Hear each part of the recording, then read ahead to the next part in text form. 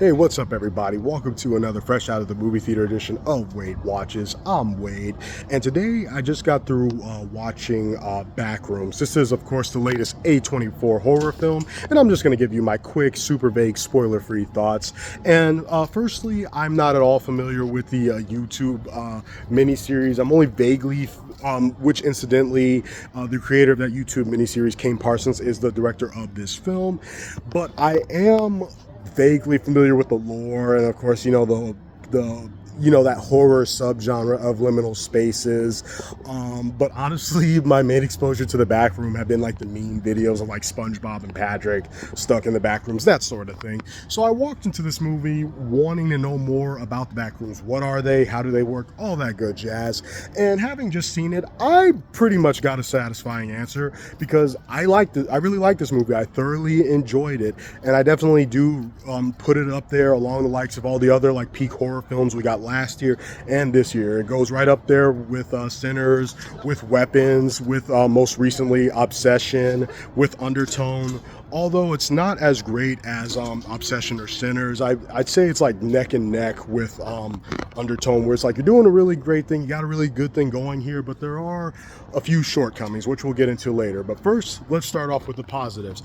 Really liked Chiwetel Ejiofor in this thing, man. Firstly, he's just a great actor. We've seen that in the past, but he really did like just sell this whole premise of this mostly being terrifying and nightmarish, but oddly charming, oddly beautiful. He really did make me believe that, and he was like that perfect guide into this strange world, he really sold it. And also, just on a personal level, it was good to see another black-led horror film again. And if you have a problem with me saying that, but because there's always going to be a problem with that for some people, but fuck those people. Anyway, he was really solid too.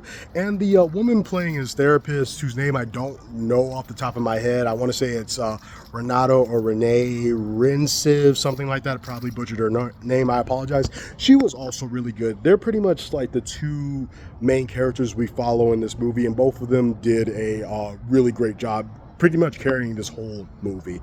And the back rooms themselves were satisfyingly creepy, unsettling, and downright surreal. And I really do mean that. Like, the moment we go in there, my hair was standing up on end. So this whole concept of liminal spaces, of just like hearing these these strange sounds but nobody being there, really were effective. It wasn't a pointless jump scare fest. The terror came from just these spaces themselves and some stuff that are in them that definitely look like the stuff that of just like straight out of somebody's nightmare. So that was good. But where it ended up falling a little bit short for me was the climax and the ending. It's one of those things where what they set up could have easily have been the whole movie, and I just personally would have preferred it if it was the whole movie. I don't quite mind them, kind of like subverting expectations, and now it's going to be about this thing. That wasn't like, awfully offensive, but I guess it would have been nice if it had just been what they basically set up. But it does kind of switch up on you halfway through, and now it's about this, and now it ends this certain way. And again, I'm not incredibly angered by that. Mixed feelings for sure on the ending. On one hand, I get it. You don't want to give away everything. You want to leave it to the imagination. On the other hand, I do kind of wish you had gone on just a little bit longer. So there you have it. Backrooms. Like I said at the beginning, this is one of the best horror films I've seen in 2026. It is one of my favorite horror films to come out in recent years. Again, for me, it is right up there with Sinners, Weapons, Obsession, Undertone, all that good jazz.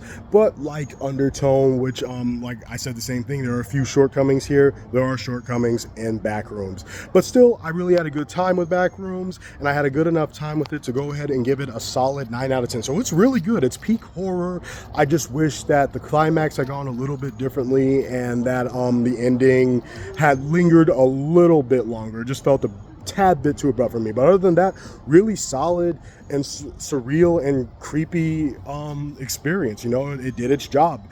really, really unsettled me without so much as a single cheap jump scare. There are jump scares, but not cheap ones. So it's a 9 out of 10 for Backrooms. This has been another edition of Wade Watches, and I will see you lovely cinephiles next time. Have you guys seen Backrooms? What did you think of it? Feel free to let me know in the comments below, and have any of you seen the original miniseries? Feel free to let me know what your thoughts on it are in the comments below, and I'll catch you lovely cinephiles next time. Peace.